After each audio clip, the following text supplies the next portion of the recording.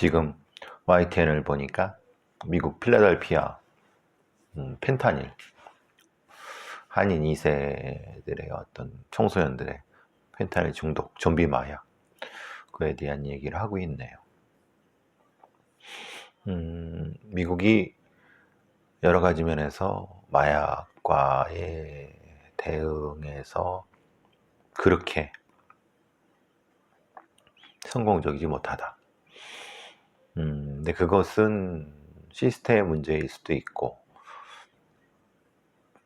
좀 더 이제 안전한 사회라든가 민주주의 시스템에서의 부재라든가 이제 복잡하게 고민해 볼 부분이 적지 않은데, 물론 그런 것들은 뭐 이제 미국의 혐오 범죄라든가 이런 것도 연결이 되겠고, 근데 미국은 미국이라고 치고 우리나라 한국에서의 지금 이제 일정 정도 시스템으로 정립을 해야 되는, 근데 계속 말씀드린 것처럼 마약 수사, 마약 관리청 정도는 있어야 된다. 지금처럼 이렇게 엉성하고 허술하게 마약에 대한 대응을 하고, 또 마약을 탐지하거나 또 마약 치료 피해자들, 마약 복용자들 이런 식으로 하고 전과자들을 이렇게 어떤 상선에 대한 어떤 수사라든가 관리를 이런 허접하게 하면은 이건 거의 뭐 금방이다. 물론 이렇게 말해도 들어 처먹지를 않으니 오히려 가장 두려워하는 건 이런 지금의 검사들이라든가 아니면은 모든 검사들이나 뭐 이런 사법의 맨 위쪽에 있는 애들이 다수가 그렇다고 생각하지는 않습니다만은, 적지 않은 인간들이 이 마약이라든가 범죄를 자신들의 권력을 유지하고 자신들의 힘을 과시하고 혹은 자신들의 무엇인가를 가지거나 갖게 하려고 하는 어떤 수단으로서 방치하거나 그냥 그런 부분의 모습들이 적지 않게 보여갖고 눈에 보이니까, 그리고 그런 증거들이 곳곳에 나타나니까 미국 꼴을 가자는 거냐, 결국은 거리에 무법천지를 방치하고, 그러니까 결국은 수앗, 경찰 특공대든 경찰의 무장, 그리고 소위 이제 뭐 검사 혹은 뭐 판사하는 이런 그 사법을 했던 사람들이 저걸 척결하기 위해서 내가 주지사가 되고 내가 상원이 된다라고 하는 쪽으로 여론을 이끌었고, 그것이 또 이 옐로우 황색 언론들, 그러니까 팔아먹기 좋은 기사를 양산하는, 어떤 범죄적 기사를 양산하는, 범죄 컨텐츠를 양산하는 그런 자들과 결탁해서 그것이 지금의 미국을 만든 것이 아닌가라는 의심이 들게 할 정도로 우리도 역시 이렇게 가는 것이 아니냐. 이게 가장 두려운 거죠. 그러니까 범죄를 범죄로 보지 않고 마약이든 뭐든 그걸 이용해서 뭘 하려고 하는, 예를 들면 주가 조작이나 아닌 금융범죄를 방치를 하고 그걸 두들겨 잡는 특수부 검사 애들, 뭐 이런 애들 지들이 되게 잘난 것처럼 해서 권력을 잡고, 반대로 같은 맥락에서 마약을 방치했다가 마약을 두들겨 잡고 그러니까 권력을, 이런 방식의 논리적 구조는, 그런 방식은 사회를 다 망가뜨리는 거다. 민주주의 시스템이라고 하는 것이 결국은 민주주의 시스템을 좀먹는 거죠. 그게 가장 지금 두려워하고 고민스럽고, 그래서 범죄의 모습, 범죄 기록을 다 보고 객관화시켜서, 다 볼 수는 없다 하더라도 객관화시켜서 수사사법기관이 얼마나 제대로 하고 있는지, 재판이 제대로 되고 있는지, 수사가 제대로 되고 있는지, 혹시 그런 범죄의 원료를 부풀리고 가공해서 누군가의 어떤 성과를 만들어서 그게 그래서 계속 투명한 범죄의 집행, 범죄 치안의 집행, 그것으로 이득을 얻는 자들이 없게끔 만들고, 그래서 기록을 공개하고 객관화하고 계속 제가 이 소리를 하는 이유는, 미국에도 20, 30년 전에 이미 이노센스 프로젝트라든가 무죄 프로젝트 아니면 이런 범죄 기록 공개 프로젝트가 왜 생겼는지에 대해서 우리가 지금 알아야 된다. 부산 돌려차기 피해자 아니면 몇몇 범죄 피해자들만이 주장해야 되는 게 아니다. 그들은 직접적인 피해를 받았지만은 실제로 많은 사람들이 피해를 받고 있는데도 잘 못 느끼는 거다. 자, 부산 돌려차기 얘기 나왔어요. 부산 돌려차기 이 새끼가, 부산 돌려차기 남은 그놈이 그거 저희도 PD한테 편지를 보냈어요. 뭐라고? 우리 가족의 아픔은 생각하지 않나 라고 하는 거예요. 그 새끼가 그걸 PD한테 왜? 그것이 알고 싶다 해서 부산 돌려차기 사건을 하면서 자기와 자기 가족들이 고통을 받고 있다. 그럼 여러분들도 기가 막힐 거죠.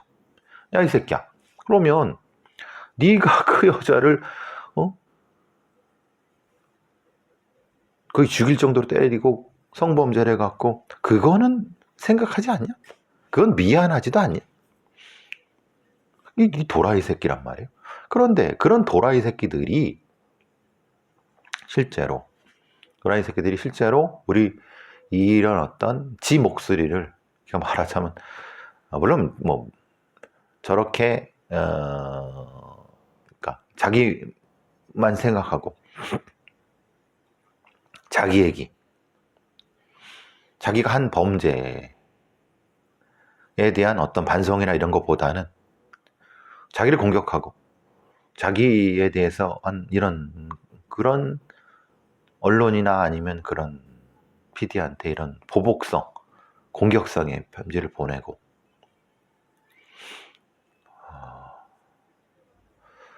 그러니까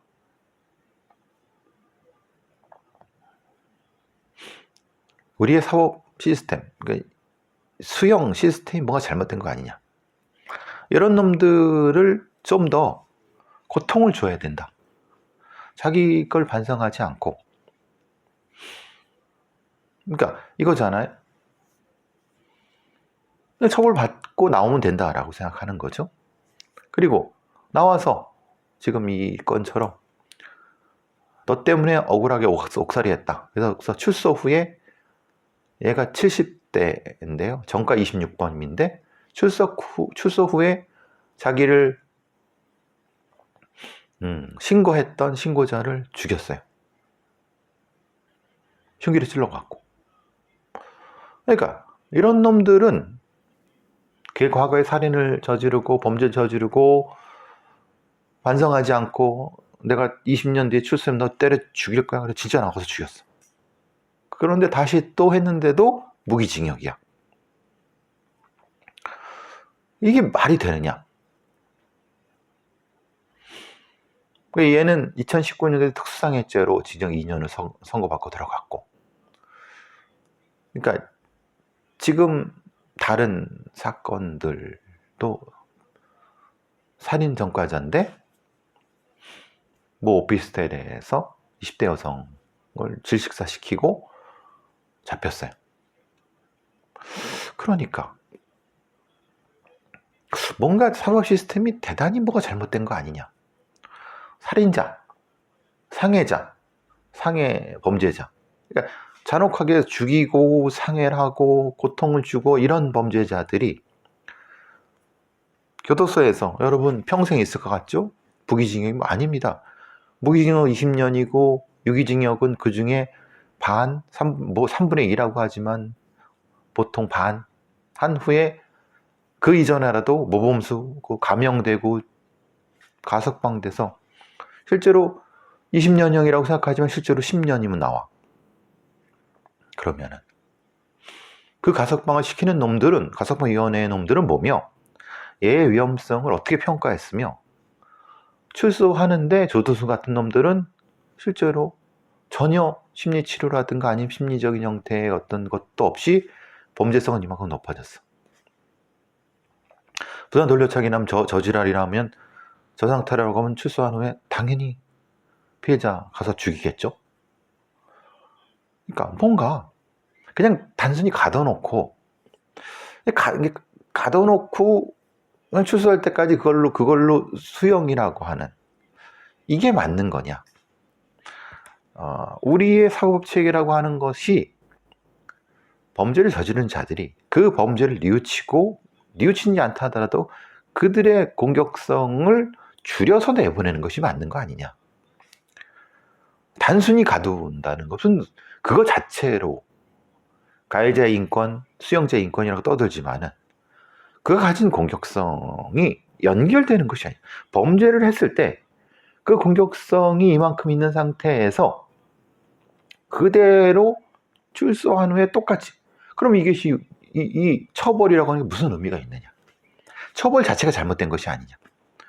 우리나라에 54,000명 정도의 재소자들이 있는데 실제로 걔네들 중에 적지 않은 애들은 교도소 가지 말아야 될 애들, 실제로는 갈 필요도 없는 애들, 오히려 불구속 상태 아니면은 이 교도소 바깥에서도 충분히 이 교화될 수 있는 애들, 걔네들은 보내지도 않고 실제로 이렇게 보내야 될 놈들, 오랫동안 가둬야 될 놈들, 아니면은 가둬갖고 좀 고통을 주고 태형을 하든 거기서 약을 처먹이든 해서 이 행동을 바꿔야 될 놈들은 그냥 교도관들한테 잘한다라고 하는 그런 모범 수용자라는 그런 미명하에 빨리 내보내고, 걔네들이 또 나와서 또 살인하면 또 들어가고, 그렇다고 해서 사형이란 건 없고, 이게 뭐냐?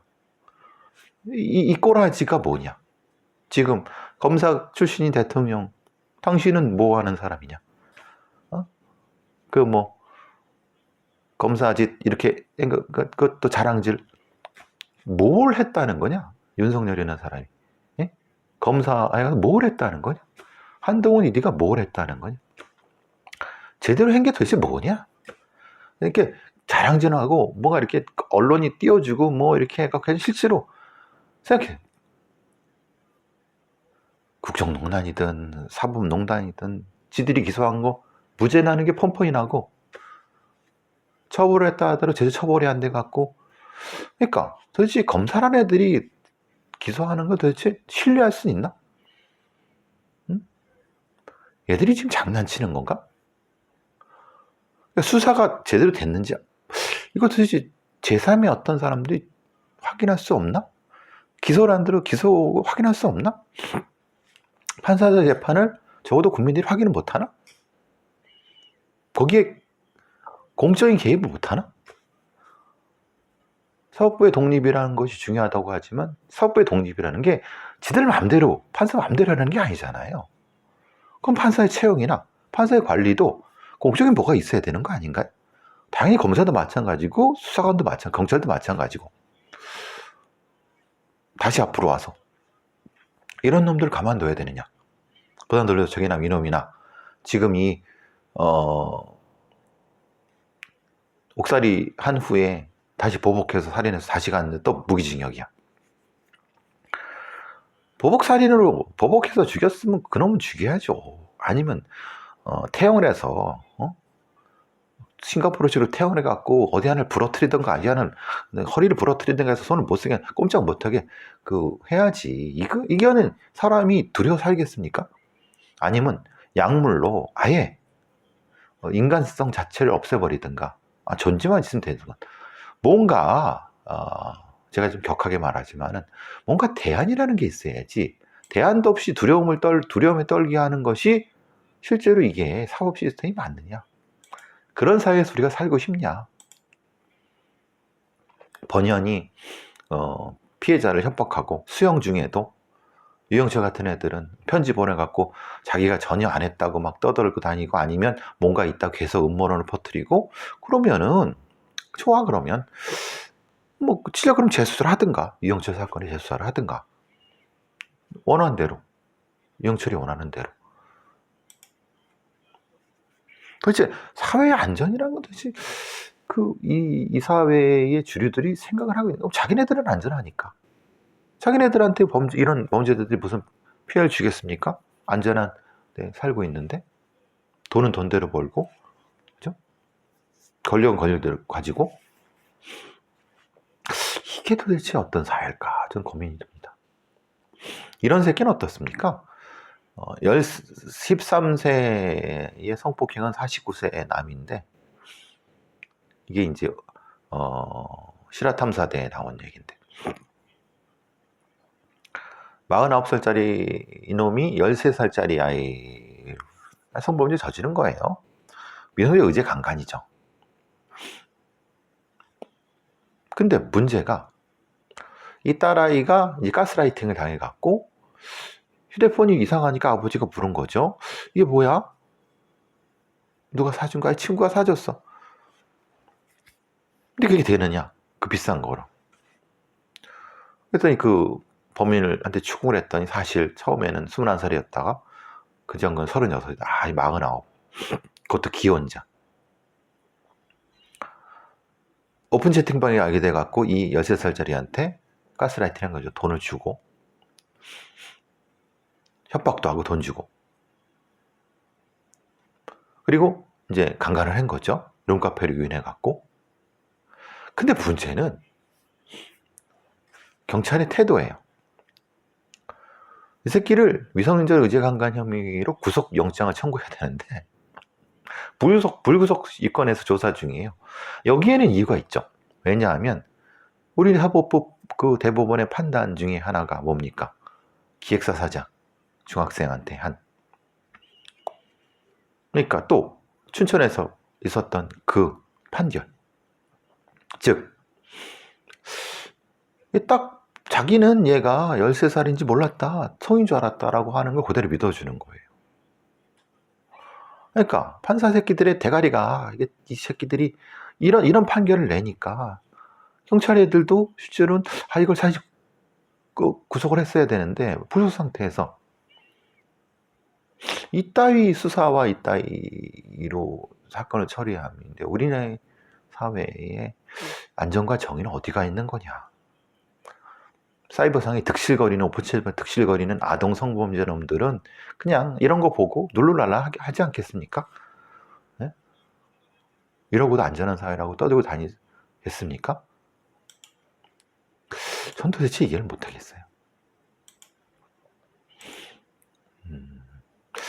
검사들이 하는 말 중에 저는 참, 특히 이제 요즘 뭐 에디슨 모터스라고 아시죠? 2022년에 서울 남부지법에서 에디슨 모터스 주가 조작을 하는데, 에디슨 모터스 뭐 보시면 아시겠지만 그 무슨 유명 프로그램의 PD 출신 뭐 기억나실 겁니다. 주가 조작 사건인데, 이 유전무죄 무전유죄라고는 정확히 이런 게 드러나죠. 뭐냐면 빵빵한 변호인들을 대동하고 이제 서울 남부지검 금조부에 조사를 받을 때 받았어요. 검찰 조사에서도 혐의를 부인을 했지만, 변호사 대동해서 조사 받았을 거 아닙니까? 뭐든 받았을 거예요. 그죠? 그런데 재판에 와서도 뭐냐? 피의자 신문조서 다 부동의. 그러니까 검찰이 한 모든 사건 조사를 다 부동의. 피의자 신문조서 다 부동의. 2021년에 형사소송법 개정으로 경찰 조서는 뭐 이전에 그랬고, 검찰 조서도 피고인이 부동의하면은 증거 능력이 없어요. 다시 해야 돼요. 거기서 또 똑같이. 그래서 금조부 부장검사가, 아니 조직적으로 이렇게 말을 맞추고 이렇게 하면, 검찰의 공소사실 이렇게 하면은 다 처리하는, 이렇게 하면은 수사를 어떻게 하느냐, 막 이렇게 기소를 어떻게 하느냐, 이게 이제 앓는 소리 하잖아요. 앓는 소리 하죠. 근데 이 꼬라지를 누가 만들어냈느냐? 과거에는 경찰이든 검찰이든 변호사, 지금도 변호사 없이 그 조사받고 뭐 하는 경우가 70%가 넘습니다. 근데 돈 있는 애들은 안 그렇죠. 그러니까 검찰 스스로 또는 경찰 스스로 그냥 자백 중심의 수사가 일상화돼서 그렇게 편하게만 수사하다가 이제 이 주가 조작이라든가, 그러니까 어려운 사건이죠. 왜 어려운 사건이냐면 주가 조작이라든 금융범죄 같은 경우는 변호사비만 해도 100억이 넘는 엄청나게 그 비싼 애들 들어옵니다. 그 얘네들 다 정관 애들일 거 아닙니까? 그리고 로펌, 무지막지한 로펌이 들어오죠. 우리나라 10대 로펌 다 들어오지 않습니까? 거기에 그러면 들어오는 애들은 별거 아닌 변호사라 하더라도 실제로 걔 뒤에는 빵빵한 정관 애들, 대법관 출신 애들 다 있을 거 아닙니까? 변호사. 함부로 손을 못 대죠. 그러니까 대법원장, 응? 양씨, 양스태 같은 사람들이 껌껌이 다 그 조서 부동의해 갖고 1년, 2년이 걸리도록 해도 아무런 뭐 찍소리도 못하면서, 그리고 여기 에디슨 모터스의 이 범인들, 이 저기 피고인들처럼 비싼 변호사들 갖다 대면 부동의하면 찍소리도 못하면서 거꾸로 일반 보통 형사 사건의 만만한 애들은 그 부동의 할 것 같으면 너 별건이나 단건으로 다른 걸로 쳐놓는다 해갖고 부동의 못하게 하고. 그러니까 검사 지들이 이미 싸지른 똥을 이제 와서 앙앙거려봤자 뭐겠습니까? 예? 그러니까 여기에 뭐 정웅석 형사소송학회 서경대 교수라는 사람이 변호사 참여에 작성된 조서마저 범죄제, 한마디로 증거 능력이 부정되는 것이 문제. 그 문제인 거 다 알아요. 예? 정웅석 교수님. 그런데 이 꼬라지를 누가 만들었습니까? 검사 애들, 경찰 애들이 만드는 거 아니에요. 수사했던 애들이. 그러면은 아니 법에 분명히 부동의하면 채택 못하게 돼 있으면은 그럼 검사 애들은 그걸 피해서 그거에 저촉되지 않게끔 고도의 수사 기법을 개발하면 되는 거잖아요. 그죠? 그걸 안 하고, 지들은 안 하고, 왜 쟤들이 그 변호사 대동해갖고 비싼 변호사 대동해서 다 부동의하니까 아우 기소하기 힘들어, 재판하기 힘들어, 왜 앵앵거리냐 이 말이에요. 말 같지도 않은 소리죠. 물론 양승태가 한 것처럼 몇 년씩가 저 재판이 지정되면은 힘들죠. 그런데 그걸 몰랐어요? 그럼 그 왜 몰라니까 비싼 변호사들 들어와갖고 줄줄이 부동의할 때 그럼 판사가 부동의 못한다라고 하든가. 그 법대로 한 거잖아요, 걔네들은. 그러니까 이게 동아일보에 이런 기사가 나는 거예요. 검찰은 조직적이고 지능적인 수사 방해와 싸워야 된다. 당연히 검찰은 그래야 되는 거예요. 왜냐? 조직적이고 지능적인 수사 방해를 하기 위해서 변호사들이 그 비싼 돈 받고 하는 거잖아요. 그러면은 막대한 수익을 점유해주는 그 범인들한테 이걸 하기 위해서 검찰의 더 수사 기법이 높아지거나 아예 그러면 법을 바꾸거나, 그러니까 그러면 경제사범에 대한 선고형량이 국민 법감정에 못 미친다고 하면 법을 올리거나 아니면은 아예 형량과 유무죄를 판단을 분리하거나. 그러니까 이게 말하자면 여기 박정민이라고 하는 동아일보 기자가 이런 식의 기사를 썼는데 동의해요. 충분히 지금 저도 그 나쁜 놈들이 비싼 변호사 돼갖고 껌껌이 부동의해서 재판 지연시키고 보석해서 받아내고 그래서 재판을 질질 끌고 그래서 뭐. 근데 그들의 권리잖아요. 나쁜 놈들의 권리잖아요. 그럼 나쁜 놈들의 권리를 니네들 왜 나쁜 놈의 권리를 행사해라고 하는 건 이상하잖아요. 그게 아니라 그러면 검찰은 그걸 방어하기 위해서 뭘 했어? 아니면 그걸 극복해 뭘 했어? 수사 기법을 했나? 그럼 검찰이 수사를 어느 정도 이렇게 해온 부분에 대한 비판도 해야 되는 거 아니에요? 언론이? 그러니까 지금 이거는 검찰은 무조건 잘했고 그걸 이제 악용하는 나쁜 놈이 아니죠. 그렇게 보면 안 되죠. 나쁜 놈들이 나쁜 변호사 돼갖고 법을 이용해서 하는 거는 법적인 권리잖아요. 그러면 그걸 극복하기 위해서 검사들이 초기부터 이 에디슨 모터스든 어쨌든 주가 조작을 제대로 할 수 있게끔 실력을 발휘해 왔느냐, 능력을 발휘해 왔느냐. 옛날처럼 그냥 결건 수사하고 조지고 뭐 해서 지금 통하지도 않아요. 지금 이 비싼 변호사들한테는. 그랬다가 크게 검사들 옷 벗을 수도 있어요. 이 변호사들. 무슨 상황인지 아시겠죠? 검사들이나 경찰들이 이 주가 조작이니까 전문화된 걸 기법을 좀 더 전문화시킬 생각은 안 하고 이렇게 언론 플레이나 하고, 그러니까 제대로 어떤 사법이 어떻게 작동되고 있는지를 국민들이 잘 모르는 거예요. 말 그대로 나쁜 놈이야, 나쁜 변호사가 때문에 문제라고 하는 이런 동아일보 같은 큰 대형 그 굴지의 언론의 이런 시각 자체는 이건 하등 쓰레기 시각이라는 거예요. 아니 당연히 그런 게 법정서 검찰 조서를 무력화하는 건 당연한 거지. 그 비싼 그 뭐 100억씩 받는 넘게 받는 변호사들이 그럼 그거 하라고 고용된 거 아닙니까? 뭔가가 잘못돼 있다는 거예요. 검찰 조사 방식도 잘못된 거고 뭔가 검찰 애들의 대가리가 잘못됐다는 걸 의미하는 거죠. 그리고 언론도 분명히 잘못돼 있다는 거죠. 물론 판사들도 제대로 어떻게, 그것도 당연히죠. 근데 몰라요. 국민들이 도대체 뭐가 기준 몰라. 그냥 흐려버리니까, 물을 흐려버리니까. 정의를 어디서 찾습니까? 이렇게 이런 상황에서. 참 저는 참 안타까움, 갑갑함 이런 것이 있어요. 이런 면에서는.